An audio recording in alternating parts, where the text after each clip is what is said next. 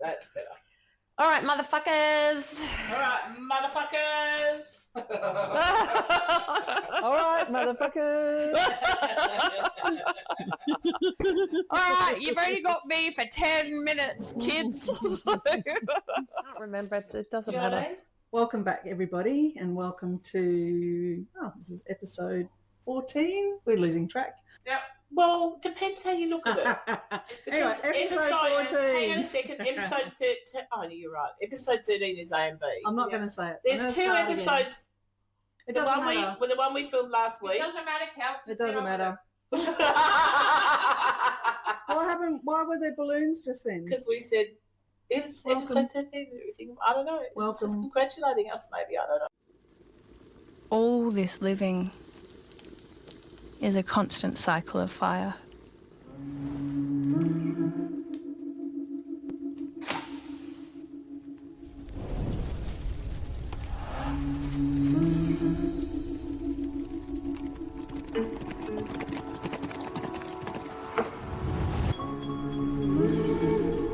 That's the best part of it.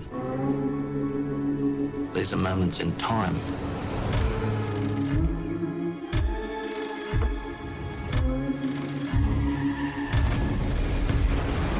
I say that it's about time we let the world know. Let the world know what's going on here.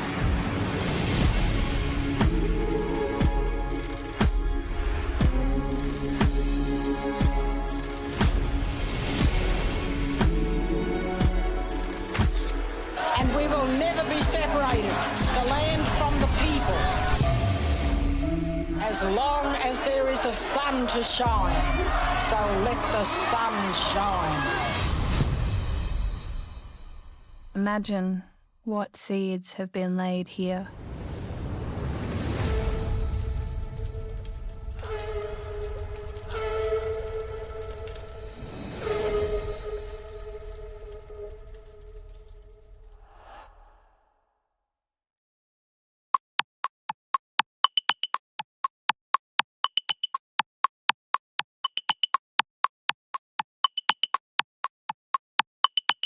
Do it, Kelly. Just Okay.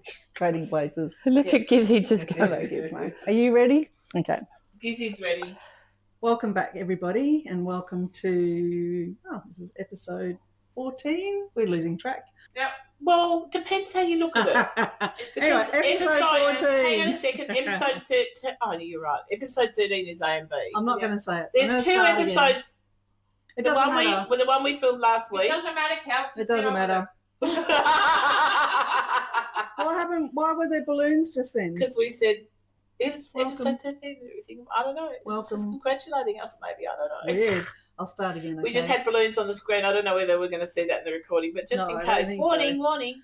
Welcome back, everybody. Welcome to Beyond Survival, the place where we get to explore what happens, what is evolving beyond survival. Yes. I'm Geraldine, your host, and Kelly Sharp, co-host, and our super host who's Gizmo. had enough today already because we are super, super late today. And in the We're background, always running late, but today we're running late by how many hours, Producer in Stephanie? the background. That and is last also, but not least, How many hours later were you running today?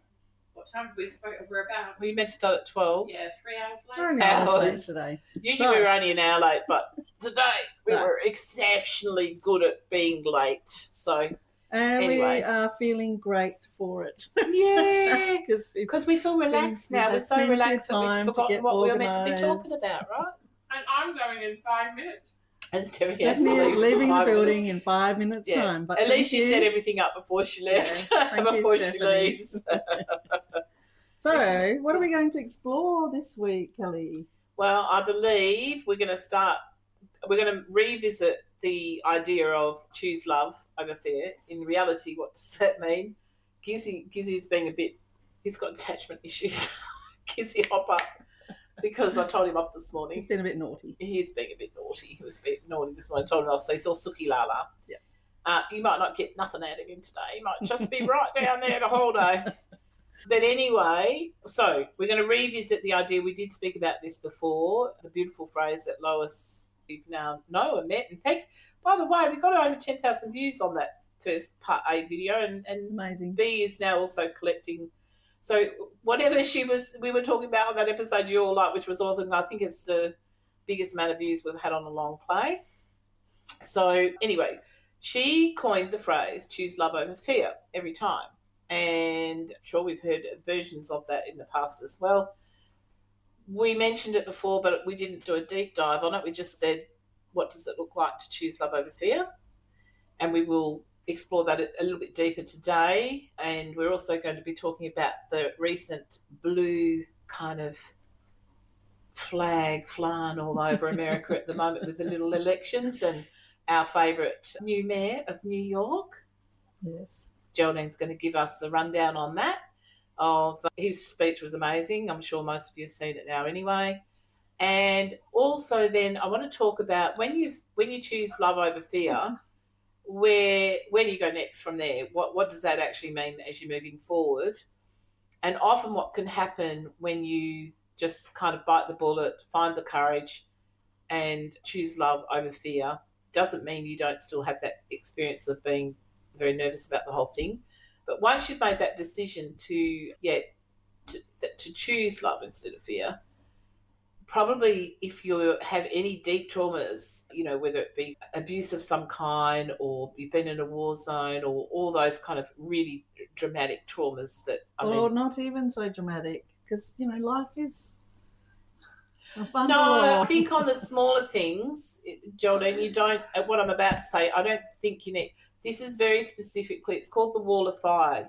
Sometimes you've got to walk through the wall of fire to get to the other side of that particular trauma. And that takes time. Sometimes, other times it can happen spontaneously. But what is the wall of fire? So we'll kind of make a little visit to that. What does that look like? What does that feel like?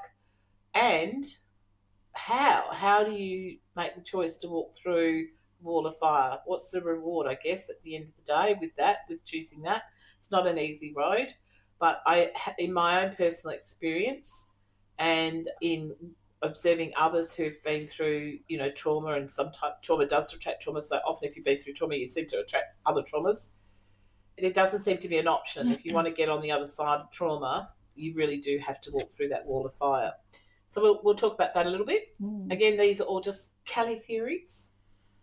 They're not conversational kind of. I'm just speaking from my own personal experience and the tools I used to get well. Yeah. That's it. That's all it is. We're not psychologists. We're not journalists. We're not doctors. We're not none of that. We're just ordinary, everyday people who have had our own life experiences. And what were the tools that we looked for and found? That's what we're sharing with you. That's all we're sharing with you. So just so that everybody understands that. Yeah. Before that, Geraldine, I'm going to pour my own coffee. Yes. But you're having tea, and I can't pour your tea because you're too far away from me. Yep. What have we got on the table today? Hang on, can I just ask a question before you go into that? What's the style of those cups? What are they called? The teacups? Beautiful cups. They're just coffee cups that my mum's friend, who was a young potter down in Mandurah, she made them specially for me. Local. Because I was down there looking to help Mum look after Dad, and obviously you go through lots of different sad parts with all that when you're looking after a parent, and you know them as one way and then there's somebody else. And so I was a bit sad. And she knew that I collected vintage teacups and coffee cups and sets and things. And instead, she had made these for me, which was 20 years ago. Beautiful. And my nieces and nephews think it's vintage, but it is not. 20 years is not vintage. Yeah, I would have said 70s, but it's not. Yeah, right. No, they were made in 2006 or 7. They've got a little bit of a Art Deco feel about them. Well, you said they were retro too, and I said, nope. But I get, no, they will have very own design and a mixture of things. So anyway, I'm going to pour my coffee. So that's what we're getting there. Yeah, Steph, that's what they are. That's where they've come from. They're one-offs. They're little artwork that she made for me, which was really kind and lovely. And what are the cakes? Okay, so what have we cooked? So on Tuesday, I cooked together with Maria and Stephanie, we made this Greek pasta. We did run out of phyllo. Normally I have phyllo pastry all on top, crunched on all top and everywhere, but we've just got the pistachio nuts and drizzle honey and some rose petals as well. So inside is a custard, and then the rest is phyllo pastry with butter. It's one of our favourites. I often make it if I'm going somewhere or, taking something to somebody's place. I absolutely adore it. If you haven't tried it, try it. The recipe will be, as always, on Substack, so you can find it there. These ones are coconut tarts. So it's got coconut, all these things are gluten wheat free as well, by the way. Oh, except the phyllo pastry. Yeah. But this is completely gluten wheat free. So it has a mixture of coconut and flour and eggs and sugar and stuff. And so we made the pastry, and then we've made a filling for it, which is mostly shredded coconut, and then with apricot jam. There's a little bit of apricot jam inside. Is this your own recipe? No, this is the Thermomix one. Okay. Yeah, I think it might even be an American one, actually. My childhood, actually. Yeah. Yeah. Well, when especially with the apricot jam, because I used to love apricot jam as a kid, and I almost was tempted to put because I was like berry jam better now, and I was almost tempted to put the mixed berry. And I thought, no, let's just try it the way that, and it does actually. Apricot and coconut go really nice together because you've got that tropical kind of flavour. And this is mushroom pate. And mushroom pate is portobello mushrooms and some browns mushrooms and shallots, which are nice and sweet. A little bit of garlic, salt, pepper, butter, and a little bit of, did I put cornflour? No, I didn't. Sorry, cream cheese. So when you're making a vegetarian style, if they're not vegan, if you're making a vegetarian style pate, then cream cheese is the good binder. Fills it out with chicken liver pate, which I often make, and duck liver pate and things like that. So this is the vegetarian pate. Yeah, so you need more cream cheese instead of like in those other ones I just use a little bit of cream. Yep, the vegetarian but not vegan. No, if they're vegetarian but not vegan. Now, if someone was vegan, then there is an alternative that you could use as a binder. For the moment, I can't remember the name of it, but it's something very similar to, it's like cream cheese, but it's a vegan version of. Oh, yes. How you get vegan cheese. I just can't remember the name of it. Well, you can just cashews. I'll put it in the recipe when I post it. I'm going to have some. Anyway, cheers everyone. Welcome back. Nut cheese. Did you hear what I said? Cashews. Sorry, I always. Almond meal. Almond meal is a good one to use as a binder. Almond meal. Or cashews blended up as well. The same, good, yeah. Cashew meal or almond meal. Well, the cashews when you blend it up is a lot. Yeah, it's got more oils and water basically. So it's more it is, but it is a very different taste. And what you want in this one, I would probably choose to use the almond meal because of that, because it has less oil and it's already been dried out a little bit. Because you want something to put it all together to absorb the moisture. Yeah. Okay. All right, I'm off. She's off already. Stephanie hasn't even started. She's off already. So Stephanie has left the building this time 3 hours early. What do you mean 3 hours early? It's 3 o'clock. But you know what? Before you go, dare I say, do me a favour. Could you do me a favour? I'm always getting Steffi to do me a favour. I'm always getting everybody. I don't know how to ask without saying, do me a favour, guys. Well, somebody comment and tell me, how do I ask for things, for people to do things without saying, can you do me a favour? When really what I'm saying, you don't have a choice. I will tell you. Cut me a piece of cake, bitch, because I'm leaving. Can you add a bit more milk and put it in the microwave? And with the microwave, with the lid on, but put a little bit more milk in there. We're generally do 3. So normally we eat at the end, as you know, but we're all going to have... Shall I cut some for Steph? I'll cut some for Steph, I think, and then should we just... And then we'll... oh, my goodness. Yep. It's always the full table. Ooh. One thing you'll never have to worry, if you ever get to come to my house, which is probably never, but if you did, you'll always be greeted with a full table. There's abundance. Of food. Yeah. Abundance of food. Here. Oh, no, she put one there, that's all right. Okay. Oh, well. All right. Got one first. And I want to do some pate first. Well, we'll do this then. And we'll have that last, Geraldine. All right. So when I make any pate at all, I don't use dad wrap like they tell you to or whatever. all you have to do is melt some butter and pour it on, and it seals it. And that means then, especially with meat pâtés, it'll last in your fridge for a good 6 weeks, as long as you don't break the butter. And that's a handy thing, because we don't often eat a whole thing of pâté, do we? Mm-mm. Do you want... I might just take a few. I'm not sure. Are they gluten-free biscuits by chance? They are. Mhm. Indeed they are. Very good. They're just those rice ones, you know?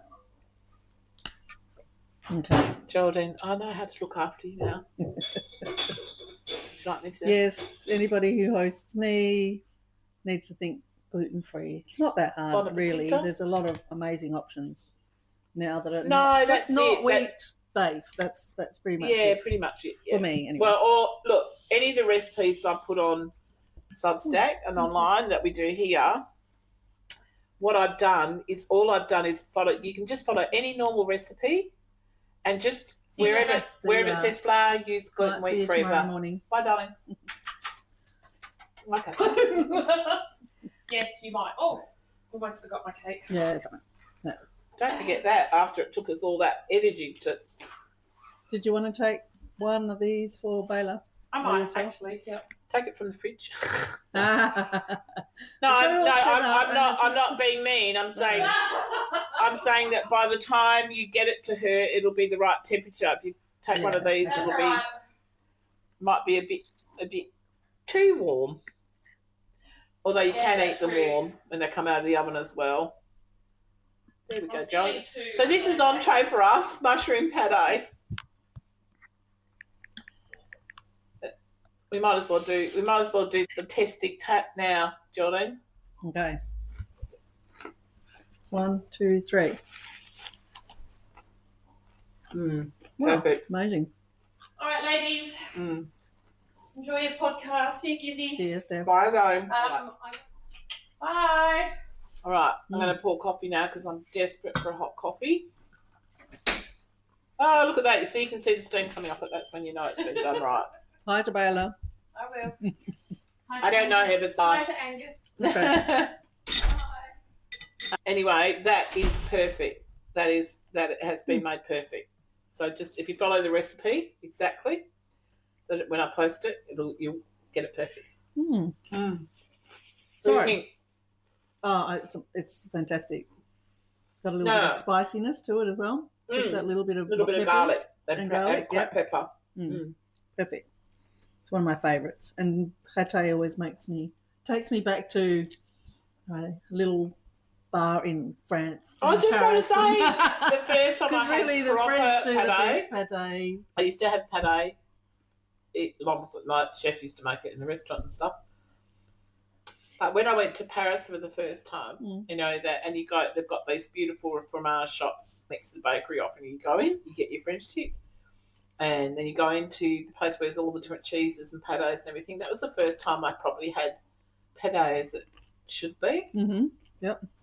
Even though my chef did a pretty good job, he was Italian. Let's just say that. Okay. Italian Australian. So anyway, his pâté was good, but not quite. Yeah. And it was a whole new experience. And I went, okay, now I need to learn how to make pâté properly because that's amazing. And you know, you have the fresh bread, French stick, and then you have. That's part of the That's whole what I had for lunch experience every as day. well. There was a French bread stick, which they had little ones like this for if you were just one person. A half bottle of red wine, and the pâté. And sometimes a little bit of cheese. You could just exist. And I had their little mini croissants with a coffee in the morning for each. Love that bracelet, by the way. Oh, thank you. So now, getting past the food, We're in Geraldine's going to mode, really, I'm sure everyone in the United States is celebrating too today. Maybe not everyone, but everyone. Well, a very from- small portion of the population won't be celebrating. The MAGA. Oh, did I say MAGA? Oh, okay. Maybe. Yeah. Even some of the MAGA people, I think, probably will be going, maybe Secretly. that's a good thing. I think there's a few changing their mind. I hope so. But the one that we're most excited about and why, over to you, Is our Geraldine. amazing Zohran Kwame. And there was a lot of pushback with him and also AOC. And I was like, I'm sorry, guys, you're not getting it. I'm talking pushback from Dems or I watch and stuff or reporting. And I thought, because he was too young and not I don't know. experienced Does enough. everyone? I mean, I'm not sure if everyone watching would know this, but it feels like it's just shot a light beam across the planet. Mamdani is in, and it is a win for, to me, light and love over fear and 100%. darkness. And that's what this new generation are bringing in. I mean, he's really sort of a bit of a hybrid between millennial and Gen Z, really, isn't he? And same with AOC, even though they probably fit more into the millennial in academic terms. But conceptually, for me, I think these are two very interesting people that need to be watched. And you will see more, my feeling is you will see more and more of these young people coming out of... You're talking about AOC and Mamdani, yeah. Yes, sorry. No, they've got a great mentor in Bernie. I'm sure they have many other mentors. And, of course, Bessie did a lot of stuff for the Biden administration. She might not have put any dockets across the floor herself, but she definitely did for the Biden administration. So make no mistake, she knows her stuff. Where they've come from, what they understand, that's what we feel the whole world needs. Not just America, but the whole world feels. We need these... they're the people inheriting this planet. They're the people, they should be at this stage, albeit in their 30s. Too bad, too sad, because the older ones are not doing what's right. So better let the young ones take over, because they're the ones inheriting the planet. And I think it's a great thing. It is. And I think the beautiful thing about Mamdani is he embraces diversity, he embraces justice, he embraces everything that's positive. Yeah. And he really has he's fought the good fight. He's already proven himself. Yeah. As a mayor of the he did it on district. $6,000 or something in social media, basically. Even better story. And he's as he says in his speech, he's an immigrant and he's proudly a Muslim man. But I love the story. He talks about his uncle whispering in his ear, and when he's looking at his campaigning, is maybe not mention that you're a Muslim. And in that moment, he said, no, loud and proud. I am going to be myself for the people that need to have somebody champion them, basically. And I also love that his quite a newly wedded couple, that his wife is also an artist. Sweet. So love him even more now. And Rama Dwaji is right in the spotlight, but she's a social activist through her art as well, because, and of course she's even more in our genre, because she's a political of course and she's a socially artist. Active artist, because she's born in the US and family from Syria and Palestinian background, and I didn't know all that. Like a lot of our I didn't know about her Indigenous people right across the planet, but I've heard it certainly from some of our First Nation people. It's impossible to not be political as a First Nation person or as an Indigenous person, or somebody who has lost their home to war or to nefariousness. Anyone who's come out of those trauma or war zones, right? Yeah, oppression. Basically, So to basically to find, and I also think Mamdani does say he comes from privilege. He's never lacked anything in his life. He's been and he had two educated parents as well who encouraged him to serve the people right from a very young age. And that's why I was even before now. I mean, I think people are less worried. People I was talking about earlier about his lack of experience and his age, but I never did from day one, because I thought this is the guy who's happy to gather the right people around him of the things that he does not know. He's not shy to ask for help. He's not shy to ask the questions. When I saw him do a couple of different interviews with Bernie, where they were just sitting talking to each other, I thought, no, this guy's good. He's one of those, they're 1 in a million that come along in the younger generation. I remember I talked about Bronte. He worked for me, and she was like 19, and she was like 19 going on 100 or something, because she was so wise for such a young age. I feel like he's one of those. They're 1 in a million. Like somebody who's been employed and trained people over the years, many different people, many different industries, really. And you only get people like that a few in a lifetime. that you come across. Yeah, but he's very grounded and he's very real. He's a real person. Yeah, that's the point. That's why right across the planet we're celebrating someone with values and who has championed people on the ground. Anybody who's had any injustice or anybody who's, we talked about vulnerable people early in our podcast. And last week we talked about maybe the point, I mean, democracy was a great start, but maybe that's not the new format of governing in the world as we move forward. Maybe it looks more like him and what he believes in and the structure. It's more of a cry for humanity than politics. Yeah, probably makes sense that he's the one that got chosen. Yeah, it could have been a different story with the old guard and protecting their wealth and protecting the people that have risen to the top through, whether it's through their own merit or through just stuff. Hoarding their wealth is generally how. Look, these baby boomers have to let go and retire. If you're over 75, any politicians anywhere in the world, I'm sorry, if you're over 75, get the fuck out of the kitchen and let the young ones get on with it. Because if you don't trust that they can look after their own planet and their own generation and the generations to come after them, then you're not doing a service to humanity in any way whatsoever.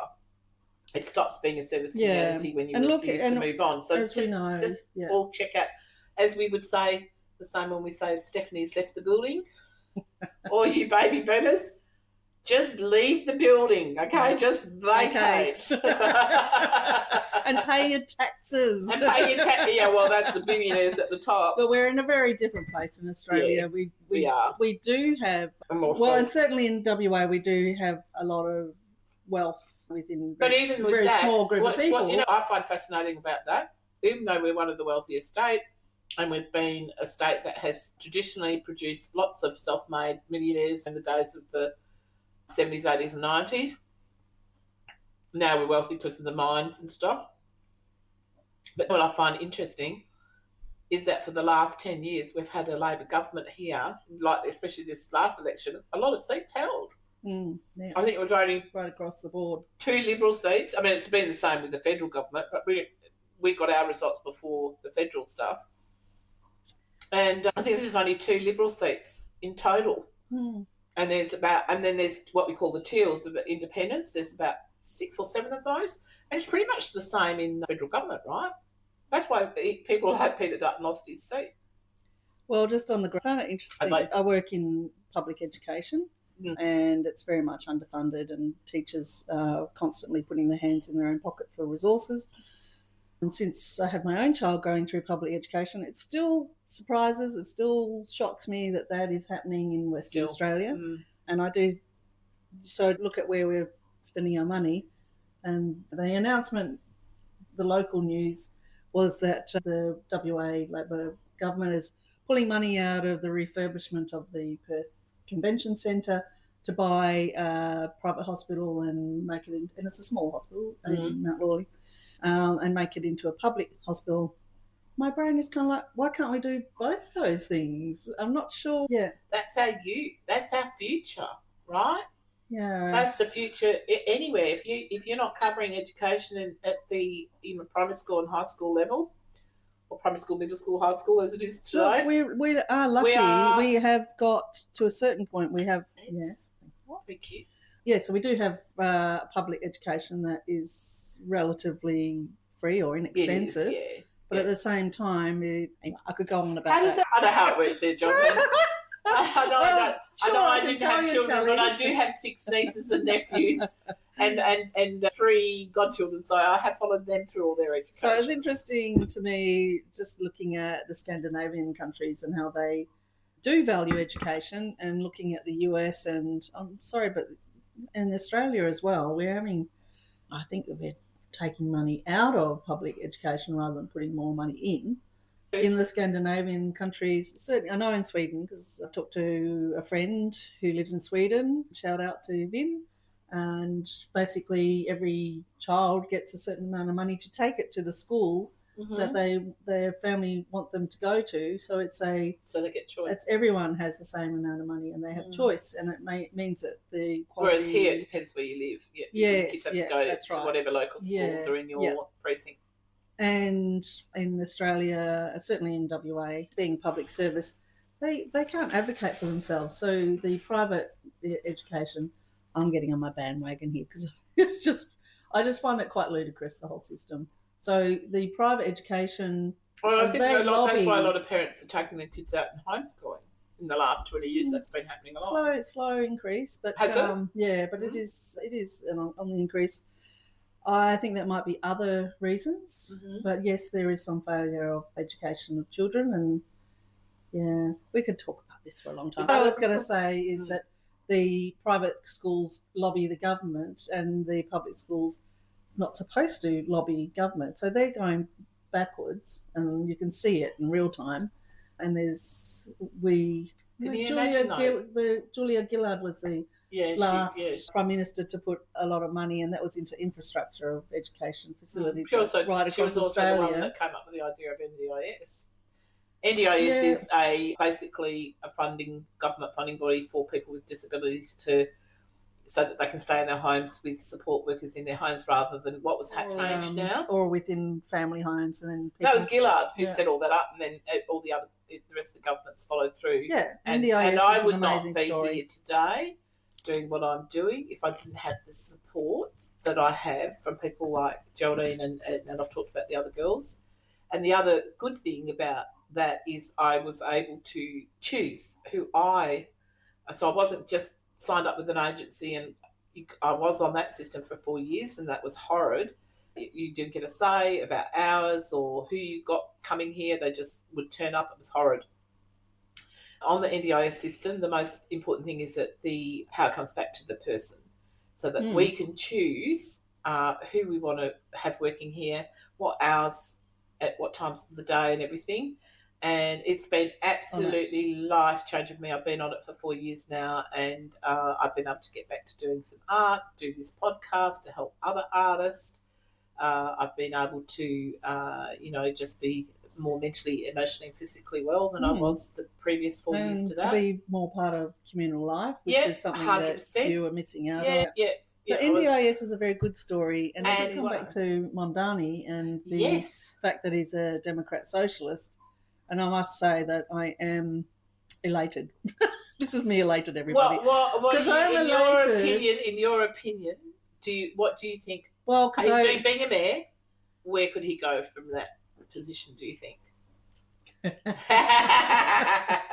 Well, I hope that he just keeps going up. But I think he's got a lot of work ahead of him as the mayor of New York. But what a great way to start at the age of 34. It's a bit like AOC's story, isn't it? Yeah. She started really young. She came from being a waitress, and she really understood the people at the ground level, and that's what it's all about. You know, that's what I feel. Not just the Republican Party, but also the Dems have also just ignored it, given it lip service, but not actually engaged with it or really helped them in a meaningful way. And that's why the people who voted for Trump the second time round from the first time round was because they did have the experience of feeling like they were doing better financially. You know, I'm talking about people in their own business and stuff, but that's not enough. Can't just be people who are, setting up small business or whatever. Well, I did look. It has to be people who are working for those small businesses because, especially in America, the pay is atrocious for.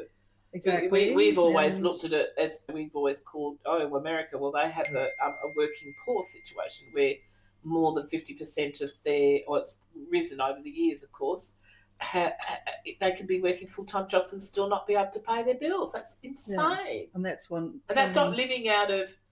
And that's on Barney's. They're not trying to live on a champagne budget with a beer wage. Just to pay the bills on a beer wage. They can't afford the beer.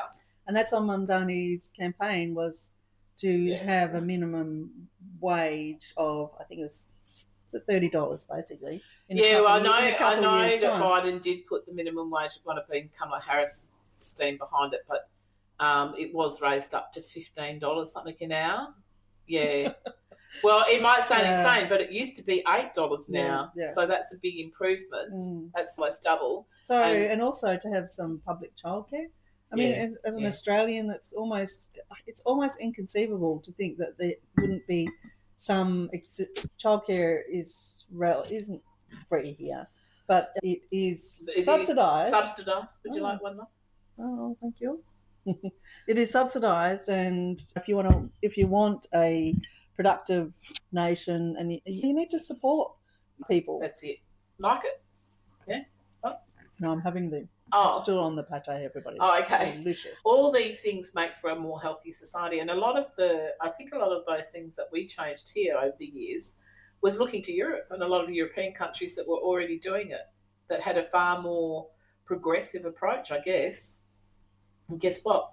It works. Yeah. Yes. Yeah. So I don't know. I feel like we're in a Lord of the Rings, the last book episode now, on the planet. I have to admit here, whilst both it sounds like now Geraldine too, but Lois is a complete Lord of the Rings queen. Oh, I didn't know that. No, and every time I tried so hard to watch it with her so many times over the years, and I just would fall asleep. We were in South Korea, and the only film that was available to go and watch English, because I don't have subtitles over there, was Lord of the Rings. That was like the third one that came out or something.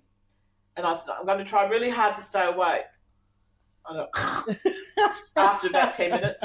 Look, not my cup of tea. I love the story. I like the book, but it's the Return of the King. Lord of the Rings, no matter what I did, could not get through it. Yeah. Could not. Yeah, I like the folklore story, but then that's what Lois likes about it.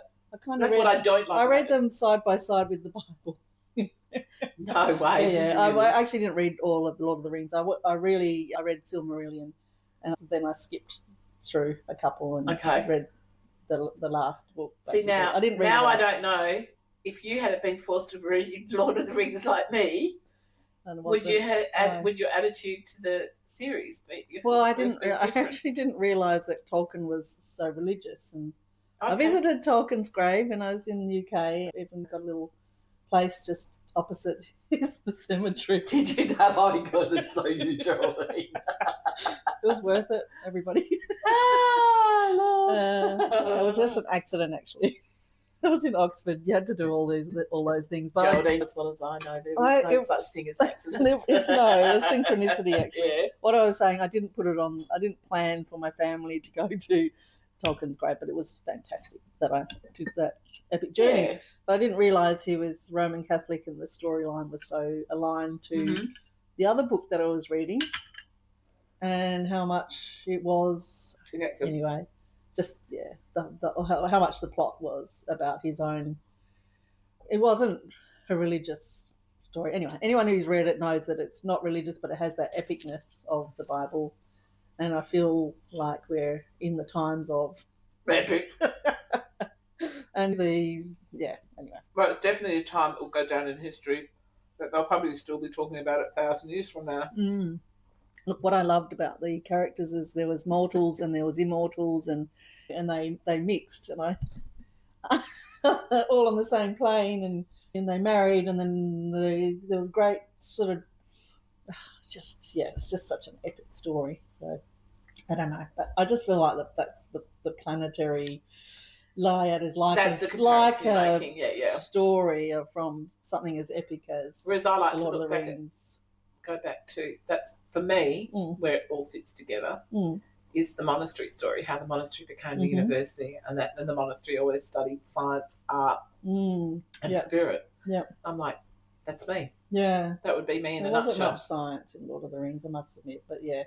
It would have been more interesting, maybe even. And it's interesting because I absolutely loved Game of Thrones.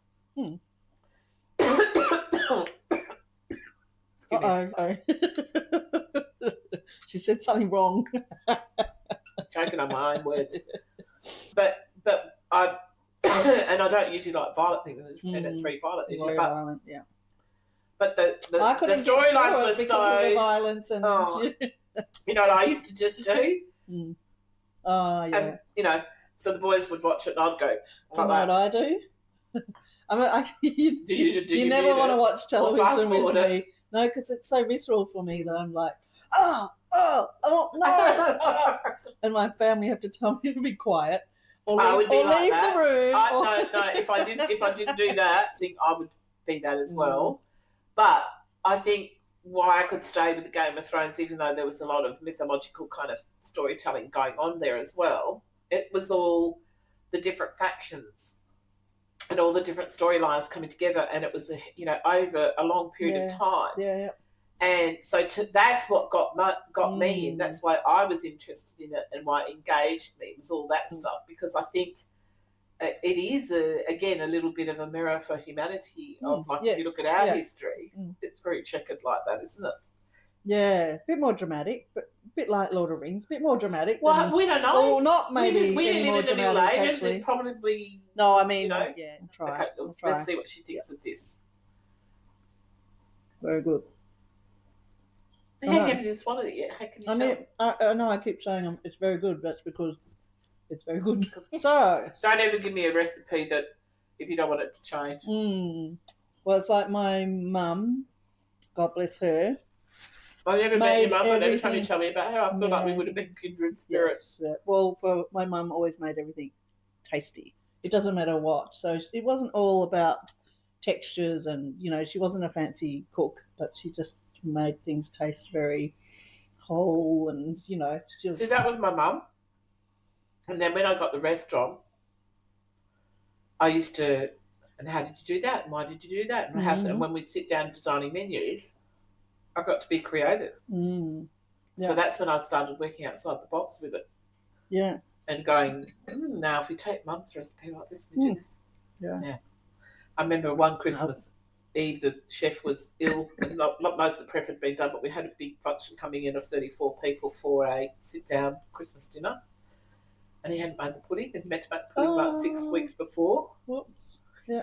So I rang Mum at midnight, her time, and she had to stay on the phone for 4 hours with me while I cooked in the kitchen. Oh, wow. So I said, I need you to give me a quick recipe for this pudding that I can serve tomorrow night. Wow.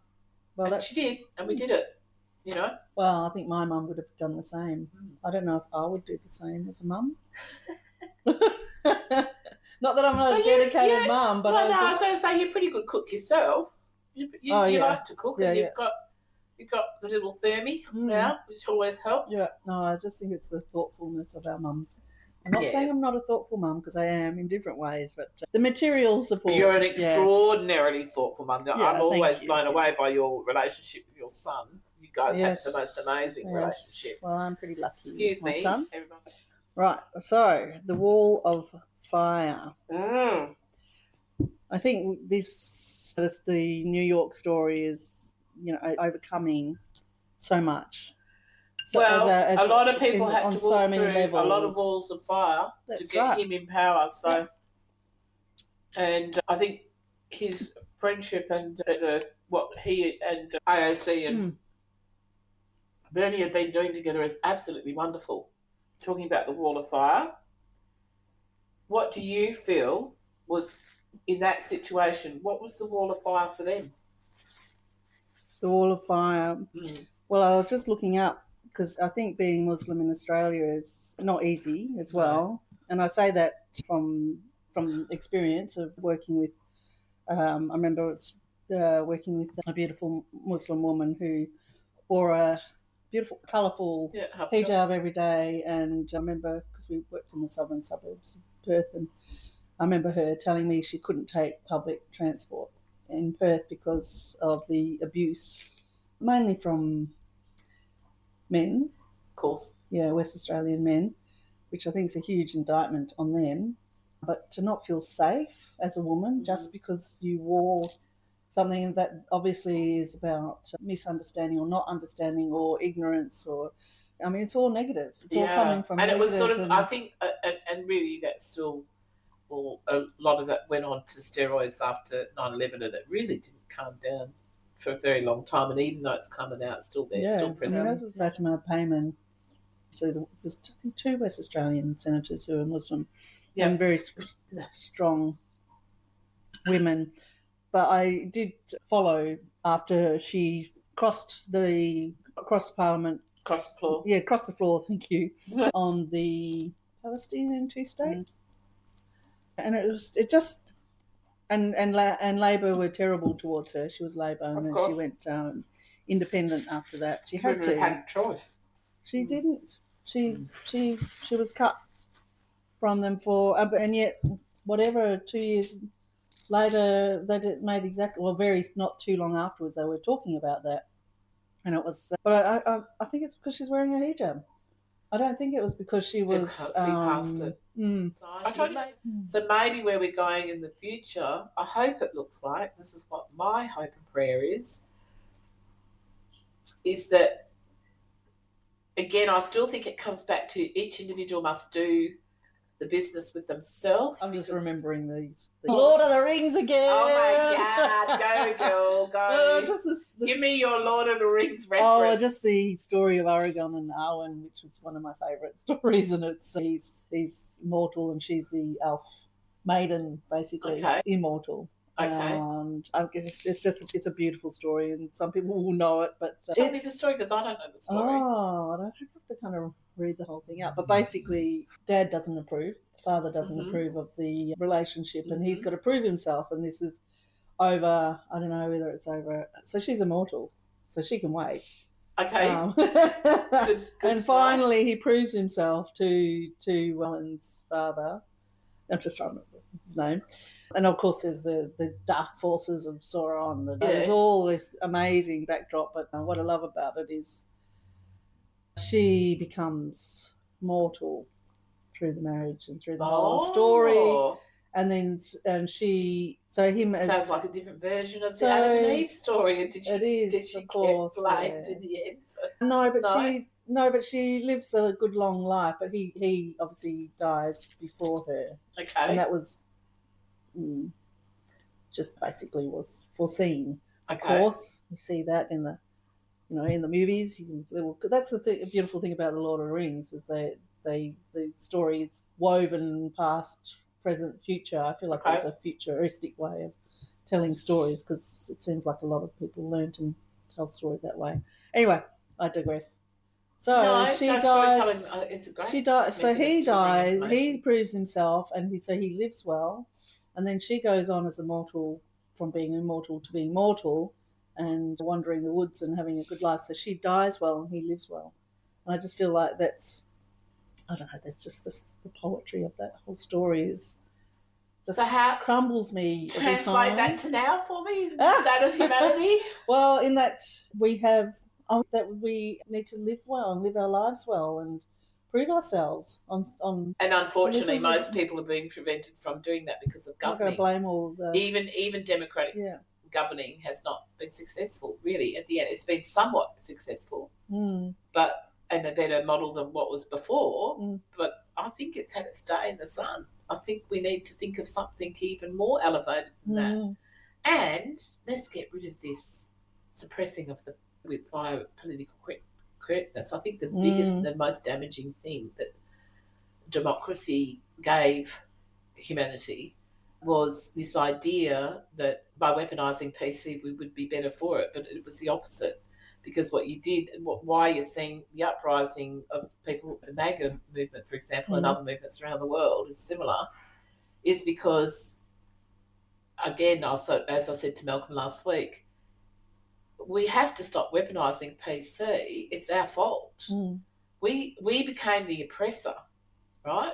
In that storyline, we became the oppressors, and proud of it. And that's not okay. You can't. It's any kind of oppression is not okay. Any kind of exactly. Because eventually it will bubble, twirl, and trouble. If you want to put it back into mythological stories, let's do the witchy poo thing. I'm far more on board with that.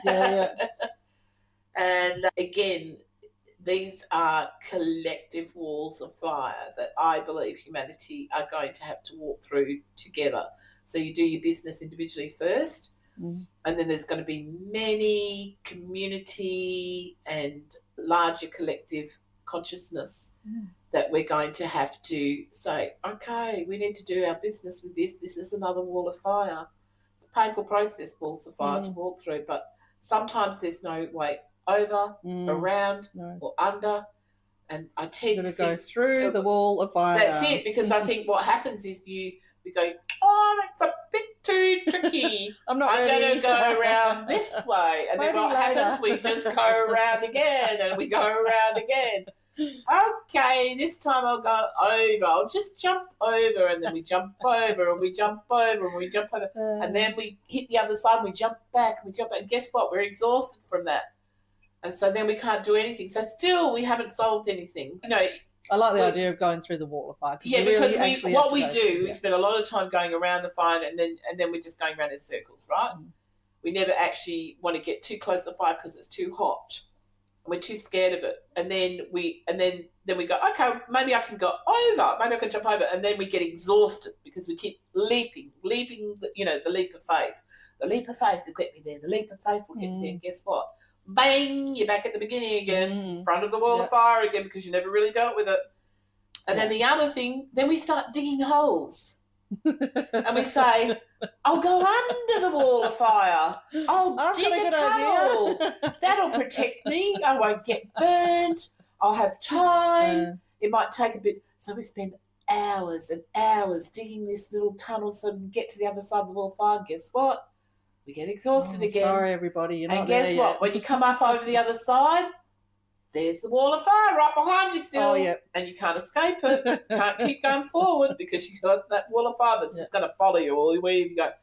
So in a storytelling way, I think that kind of explains it. And so until you're prepared to stand in front of the fire, and there is in some cultures, you know, where they walk across the coals. Yeah. It's a similar sort of thinking. I've done that. Yeah. Yeah, how did you go with it?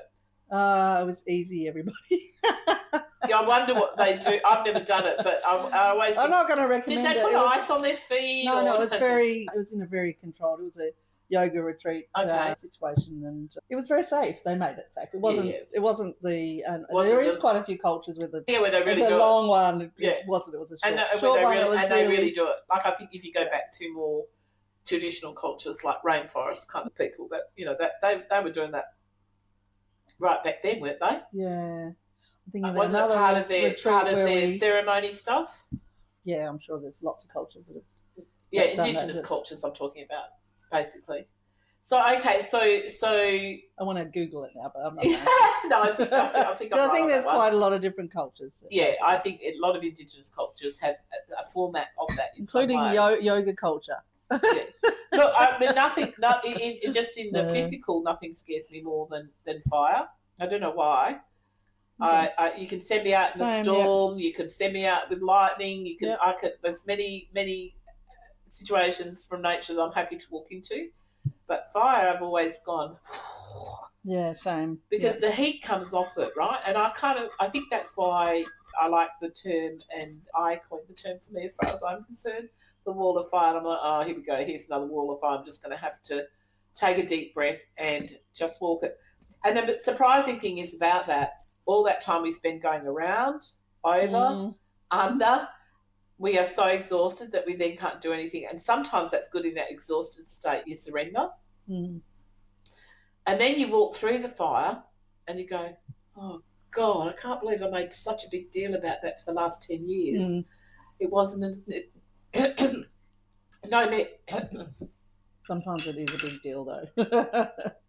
But quite often you get to the other side and you go... No, that's the illusion. It's the illusion that holds us in the space of believing. I think a little bit of coconut keeps getting in my throat. Okay. Keep drinking. Excuse me. So, no, I think that's the illusion that we buy into, that because it's fierce, that it has to be worse than going around and around and around in circles, or going underground and coming up the other side absolutely exhausted and still achieve nothing, or trying to keep going over it. Wasting all that time. All that energy and all time. Those resources. And when really, what you learn about the wall of fire is when you find the courage to walk through the wall of fire, it's quite quick. Yeah. Once you make that dive and you go, just do it, just go through it. Just it doesn't mean it's not going to be painful. That's why. But the pain is for seconds compared to the pain of years of going around. Because what I'm talking about now is when you look at people who keep doing the same thing, expecting a different outcome. That baffles me, and it always has. I'm not someone who's gone round and round in circles. I'm the one who digs the hole. Oh, what do I do? Sometimes I've tried to jump, and then I think I realise that actually it's a lot easier for me to dig the hole. Yeah. But neither of those three solutions are good. I think they're a distraction. I crab crawl a lot, you know. So you go even slow. You go around in circles, but slowly. So it's even just more trying painful. to find the edges so I can just get around. Yeah, very painful.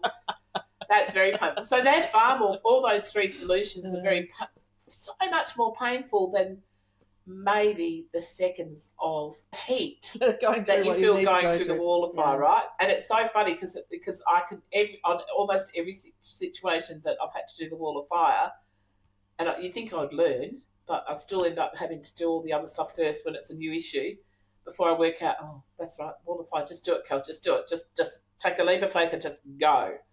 So for me, that's the wall of fire. Just remember when you have one of those dark situations that you have to deal with within yourself or even with what life has perpetrated on you, you're still the one who's holding it. So you still have to process your own, find your own forgiveness within all of that and compassion. And just say, fuck it. So that's why I just go, I have these little talks to myself when the next wall of fire comes up and go, just fuck it, just do it, Kelly. You know how this all works. You're going to waste time and go round and round in circles, or you're going to dig that hole, or you're just going to go. Do the self-talk. Just do the self-talk, and my self-talk is, fuck it, just do it, just go. and when I make that decision, I do that, oh my God, the relief and the difference is, and I'm always surprised how much time you wasted. Yeah. And I thought all that energy and time I wasted fighting it, even going back, I don't know whether I'm sure I've told you this story, but when I had to do that New Life Reiki course for 3 days, and I had this master who had, she knew trauma, trust me, anyway, she found her way through all of that and then a way to help other people through this New Life Reiki course, and it was a lot of that processing your own stuff. And the first thing that she says, well, the first thing we're all going to do is learn how to love ourselves again. And I had been brought and raised up to say, you don't say you love yourself, that's a bit egotistical, right? Got tickets on yourself. Talking a long time ago, I was in my 20s, late 20s maybe. And I just said, that's a bit egotistical. I won't be doing that. Oh, well, that's what I said. It's actually the reverse, isn't it? It is. Ego. But I didn't know that at the time. I had been growing up in a household of, you never say that. You never say you love yourself. That's very egotistical. Well, yeah, it wasn't in our... You love other people, you help other people, you do for other people, but you don't love yourself and you don't do for yourself. Put other people first, right? And then I sort of, after that New Life Reiki course, and I'll tell you why in a minute, but I started believing, serve God, yourself, and then others. You truly can't serve others until you serve God and yourself first. Whatever your version of that is, as I said to you, I might use the word God, but it's just language. I'm not actually religious in any way. I'm more interested in the state of humanity and the spirit of humanity. What does that look like as we move forward as a collective consciousness? Can we be better race of beings? And I believe we can, and I believe that's actually where we need to go. But so the last day, I kept running out of the room, and I've never been so embarrassed because I kept running out of the room because I needed to reach. Oh, wow. Yeah, I kept vomiting. That's the response I have when I'm uncomfortable with something. I vomit. Wow. Done it since I was a child, apparently. And then on the last day, the thing that we had to do was do a healing, a self-healing on yourself. You weren't allowed to do a healing on someone else until you'd done one on yourself. And so she takes you through this guided meditation. Anyway, so I had the moment where I went, I actually do love myself. And I thought, this is the most natural thing in the world. Can't believe. So I came out of the meditation and said out loud, disturbing the whole class, I said, so that's it, I'm saying to her. I said, that's it? You mean I've been fighting my whole life, fighting something that is the most natural thing in the world, to love yourself? And she just went, and she goes, shh. I Well, I had that. Yeah, I've had Margot, that was her name. Margot. Okay. Yeah. Well, I did. I just remembered someone's name. Yes, well done. Yeah. Maybe We're swapping places. I'm hoping that part of my brain will come back one day. I couldn't help you with that one. No, you could not help me with that one. Before the podcast, Kelly was letting me know how to say somebody's name, didn't you, Kelly? I did. I was very proud of you. Yes, it was. Just correcting me. Maybe that part of my brain's coming back. Oh, fingers crossed for me, everybody. They did say it would come back one day. I'm still waiting. It's been 4 years now. Well, I've done quite a bit of self-development as far as courses and, you know, my own personal time, of course. But I highly recommend it. Self-development. What are people afraid of? You know, doing so silly, some aren't we? quality time The on things we're yourself, scared of. for yourself, to benefit yourself and to benefit others. But I remember doing emotional freedom technique, so there's a couple of weekend workshops. And now I have EFT. EFT. And People that was know brilliant. Tapping. Yeah, and in part of that tapping is, even though, whatever, this is the setup statement, even though I'm biting my nails too much or whatever somebody is acknowledging it might be holding them back, I still love and accept myself, or a variation of that. And working with people, I found that, I remember that apprehension when I first started to say that. And I thought, well, I really felt the resistance. And the resistance, I realised, was holding me back in my life. And I find it very easy to say that now, because I don't say it with ego, I don't say it with arrogance, or I say it with I'm with you on that. Compassion for myself and That's the trust key. in my process. That's the key. You've got to first find that compassion for yourself. But I do think when we start working in territory, no matter how uncomfortable, I can remember one of those exercises I did, and it wasn't anything that I didn't go to a workshop or anything for it. I just one day was standing in front of the mirror, and I thought I'd look in the mirror. I had that experience when I was young, 8, 9, 10 years old. That was when I was being abused, so it was just normal, I think, to look in the mirror and go, I don't know who I am. I don't recognise that person in the mirror. Yeah. But I afterwards, when I revisited that, when I probably was a bit, maybe my teens, and same experience, I'd look in the mirror. It's probably the first time I got brave enough to look in the mirror again, because it used to freak me out that I didn't know who I was looking at in the mirror. Wow. And when I started looking in the mirror, and I thought, I don't know what the big deal was. So it's like, I see you. You identified with yourself. Yeah, again. that, I think I was about 14. That was interesting, because that's when I shut down all the spiritual doors and just wanted to go out and be a teenager. And it was a very deliberate conscious. It came from that moment of just looking in the mirror and going, I don't know what the big deal was. I know who you are, and I think you're pretty cool. Well, self-acceptance. But again, it was a spontaneous thing. It wasn't a forced thing. It wasn't something you can make happen. Yeah. And I think a lot of the time when we do these personal development things, it doesn't matter what vehicle you use for that, we can say, oh, I've done that business and move on, but actually you haven't done the business with it. But what I know about that stuff, as long as you've done the work and you keep doing the work, you don't have to think about it too much. Eventually it falls away. And it often is a spontaneous moment that we don't even recognise. And it's not till a couple of years down the track or 6 months down the track and you go, oh, normally that would have triggered me and bothered me, but it didn't. Oh, okay, good. Oh, that's good. It feels like the authentic versions of that story that we're talking about is more like that. It's not a big ta-da! I've never had that experience where it's like, it's far more subtle than that.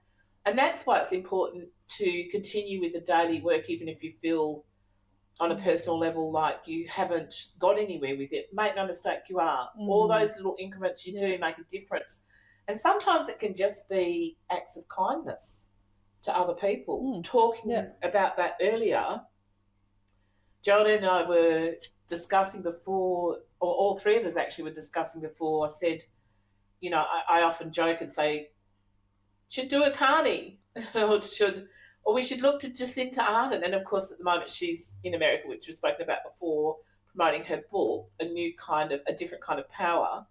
But she's living in America. Yeah, she's living in there. But one of the interviews she did, she spoke about, actually, I think it was with a podcast, 2 guys that used to write speeches for the Obama administration, I think.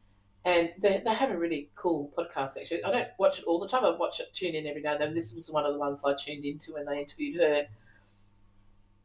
And she was sort of saying that she feels like that this is her role now. This is what she can give to other leaders of the world, learning how to lead with compassion, empathy, and still remain progressive within that.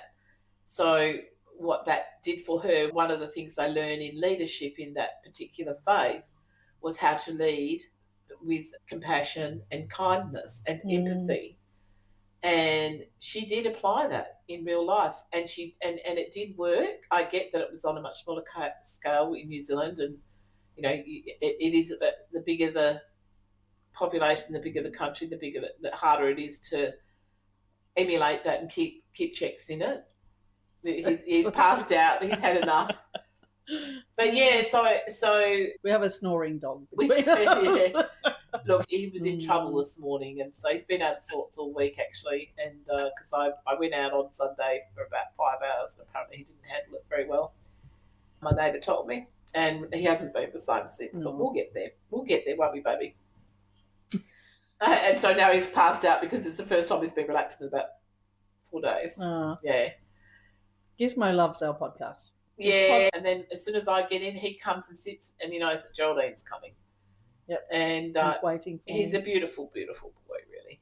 And anyway, but talking back to, so maybe moving forward, people like Carney, and if we listen to people like Jacinda Ardern, and if we pay more attention, or even, our lovely little New York Mamdani. Yeah, she came in this morning. She comes up to my room and she goes, Mamdani.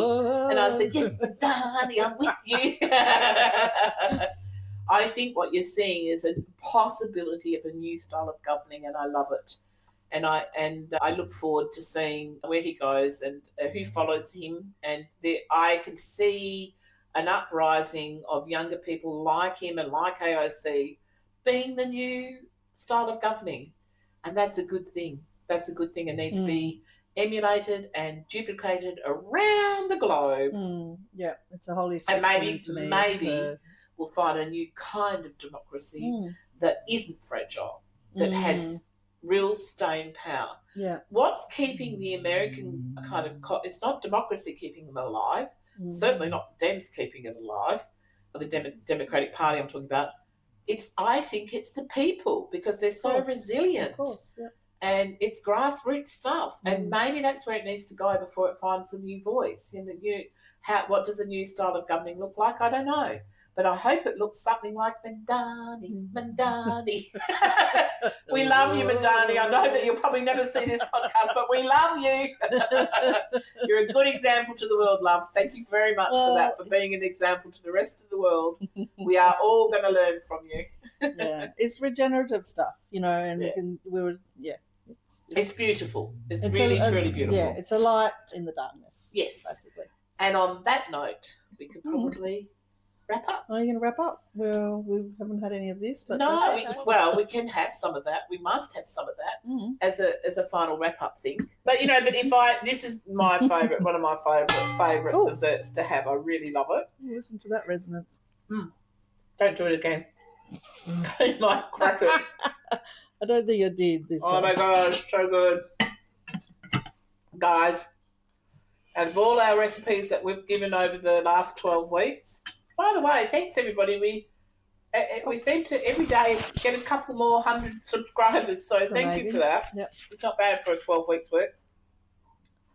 But anyway, this one you must make and you must try.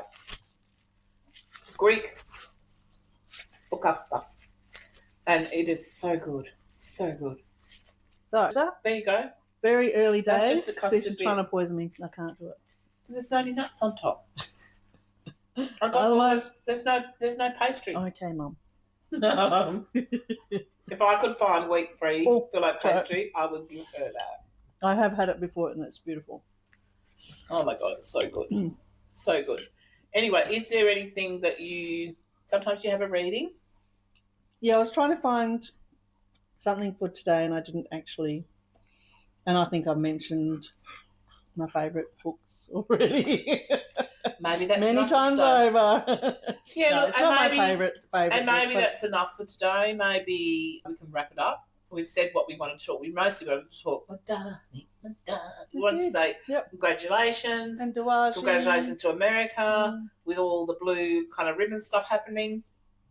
That's amazing. Let's hope. But my hope is we get more AOCs and more Mamdanis. And my feeling is in the next 2 years you're going to see a lot of them rising up. Yeah, like I guess I'm excited and I'm not quite ready to wrap up, but maybe just talk a little bit more. Oh, okay. Well, you talk and I'll eat. I'm interested in the more socialist side of governance, and I just because I feel that capitalism is taking us in a dire direction. I think I was reading and also reading about which Scandinavian was it? Norway. I mean, Norway is pretty exemplary, and I'm sure they have their problems. You've all seen the noir, and I was just going to say the Scandinavian noir, which is television series which are really popular. You certainly see the dark side of a population, don't you? Do you want to eat? Do you want to just be part of? Okay, just be part of. So I was talking about to the Scandinavian. I was reading about Norway, and I'm really intrigued with Norway. I've got a UK friend who's talking about moving there, and they did a story. Was it on? I don't know whether it was an ABC story. Four Corners, foreign correspondent, Australian story, but I think it might have been a Four Corners on Norway. How they've retained profits from corporations for a fair society, basically. And Australians, we always talk about being a fair society, but in reality, we're not. We are failing. Yeah, we're failing people, I would say left, right and centre. But I know that there's certainly people who do well under a capitalist democracy. But if we don't fix the internal first. Well, that's right. And if we make there's all the tax loopholes and to make the wealthier even more wealthy. And look, Trent, if you're self-made and the accountant says to you, you can save this amount of money, and you're not breaking the law, of course you're going to do it. So I was reading a little bit about Norway and how they have a two-part system where your corporations and... He does want to get out. Out you go, baby. Guess my... One, two. No, you just want to sit there. Oh, okay. Yeah, that's okay. I'm just sick of Mummy says. Hi, Geraldine. Yeah, so they have anyway, the two-part system in Norway where the unions and the social services side literally are in collaboration with corporations so that the profits are not extreme. Where in Australia, you're looking at the disparity in Western Australia and across Australia, but we are in WA, so this is where I see people on a day-to-day basis. The disparity is just a chasm now, where we're seeing our... Well, my biggest fear, because we already were witnessing from the 70s America's working poor on the increase. I think when I first talked to Dad about it was maybe late 70s, early 80s. And he was saying, well, at least we're not like America where we've got this working poor. And I said, what do you mean by working poor? And he said, look, at least 36, I think at that time it was 36% of Americans have to work two jobs just to pay the bills. And we're talking bread and butter stuff. We're not talking them wanting to eat chocolate thing. Just to pay the bills. And I said, how is that even possible? How are they even allowed to get away with that? How can they even live with that? And of course, over the years, it increased. And now they're saying the economists are saying it's around close to 60% of Americans are working poor, that they can't survive.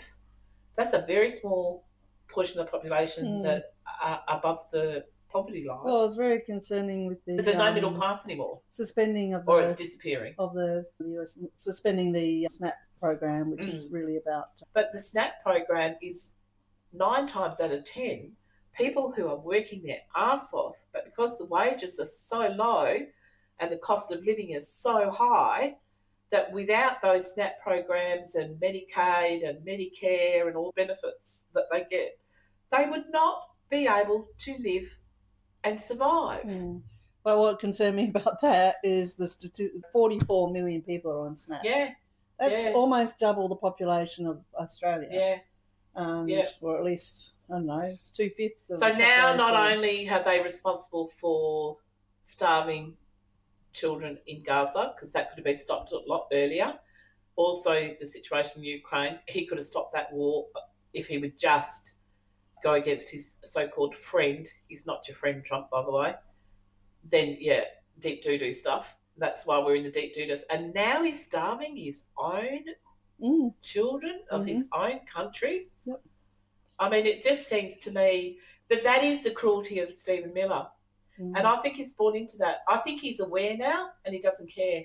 Whereas once before, I think he probably might have cared in the last administration. I don't think he cares anymore. I think I just want to make money and get out of here and go back to my golfing. Yeah. We're talking about othering before. Yes, we have had that conversation many times. Really just talking about understanding, I think, the migrant experience and understanding that we need to collaborate more and more, not less and less. And we do need less division. Mamdani is teaching us. Right, and there will always be teachers, and we need to take note. Yeah. And often it's the youth that we learn from, right? Yeah, and there'll always be people who don't want to hear. There'll always be people who don't want to grow, and there'll always be people who don't want to learn. The generation, they made it hard for change to come in, right? Well, they will. And they felt if we control, we'll still be safe. But it's quite the opposite now. Yeah. Now, in the beginning, that might have been appropriate, but they never let go of it. Yeah. And at some time, you have to let go of control, right? And let the chips fall where they may. Free fall a bit. And that's what they refuse to do. And that's been the problem for 20, 30 years now, is that you have these baby boomers still in boardrooms at the age of 80 and 90, and we admire it. I don't think it's a healthy thing for either the people or the person who wants to work until they drop. Yeah, yeah. I don't think it's something to be celebrated.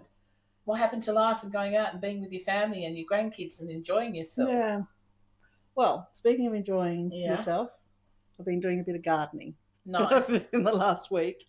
And every time I immerse myself in the garden, I feel like myself every time, and I just relax on a level that I don't relax in any other way. And it's an immersive thing. Sorry, I don't mean to keep interrupting you. But... No, that's all right. He's very alert all of a sudden. I guess what I'm saying is people have the opportunity to come back to themselves. Yeah. And every day in ways that are meaningful for them and for them to connect. And we've been talking about connecting with ourselves as well as through one another, with one another. And so I guess it's an invitation to connect with yourself. We've been talking about that quite a bit.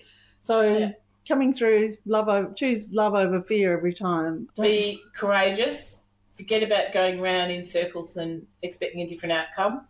Forget about trying to do it through a leap of faith.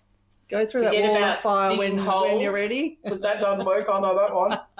But you need to do things when you're ready as well. Yeah, it's kind of forced. Yeah. It's something that happens naturally when you surrender, really. Yeah. That's it. That's the key. First, be courageous. From that, you will organically, naturally surrender to the process of whatever that may look like, and then just walk through the wall of fire and you'll be on the other side before you know it. And live well when you can. Live well. And the secret to living well is laugh until you side split. Love ferociously at every single given moment that you can. And I don't mean violently, I mean unconditionally love ferociously. Just I didn't want anyone to misinterpret the word ferocious. Right. Just love. I mean in a peaceful way, unconditional way. Love. And love, then, love, love. No. And then keep breathing. Do your little yoga breath, everybody. Anyway. You'll look younger for laugh, love, and breathe, and then love. Enjoy. So thanks everybody for joining us this week. It's we've had 2 weeks with a guest, and we're back to the original team, but we will have a guest next week. So I'm looking forward to introducing that guest to you. Yeah. And enjoy your week. I was going to say.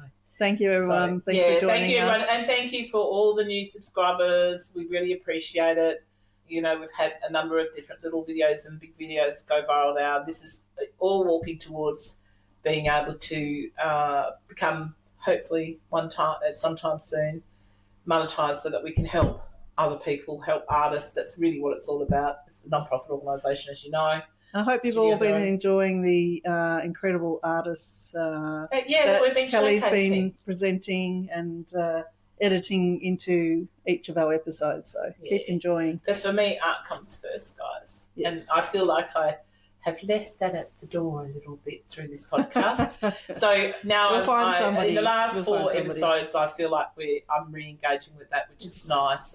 And lots of lovely little things have happened because of reaching out again to different people about, different artists about different things. And I don't know, there's some nice things. Yeah, diving into the deep world of our culture, artists and our culture. And activism. Yeah. And that's what I meant to say. Yeah, what is art, culture, activism if you're not finding out about yourself through that process? Well, I don't know. If life is art and art is life, then this is art, everybody. I could hang my life on the wall. That might serve some purpose. Okay, well, thanks for joining us. Yeah, thanks, everyone. And we'll see you next week. Being and here, until then, being with you. over Thanks and for out. joining us at our table. Cheers. Footage as well. So it's been a really fun process. It was a work that I felt like a solution to some problems that I have as a poet, which is, I often write lines that then never end up anywhere. And this was an opportunity to put all those lines in a place, and it became sort of a vessel for thinking about what to do with all these lost lines and how actually when you randomize them or hand them back over to chance, they can create really meaningful pairings with one another. So that's a bit about the work. And you also have a major feature film called Wanangana, commissioned by National Film and Sound Archive, and will premiere at the British Film Institute in London before touring nationally and internationally. Can you tell us more about that process and a little bit more about the project and the film? Yeah, so Wanangana has been a project that I've been working on for a couple of years with the National Film and Sound Archive. It's the first time that the archive has worked with an artist. They commissioned me to respond to the archive, which was a really daunting task. It's a huge thing, and I got into it by thinking, what are these archives? How do they function? How can we access them? What is held within them? And that was a lot of questions that I really struggled to find the answers to. Which was what informed the work. The work is very much about archival inheritances and how, as blackfellas, these archives have often been used as tools against us. Audiovisual collections have been created, so often without the consent of our mob. But I was curious to see if there's ways to rewrite that story, to recontextualize and reclaim a lot of what is held in those collections, because, our kin and so many people's families are held in these collections, and those people are dignified, proud, important people, and they're not just reduced to these sort of images that a white person gazed upon. So that's a lot of what the story is about, but it's also about contemporary Indigenous filmmaking and trying to celebrate our voices in these collections and prioritise our voice in these collections.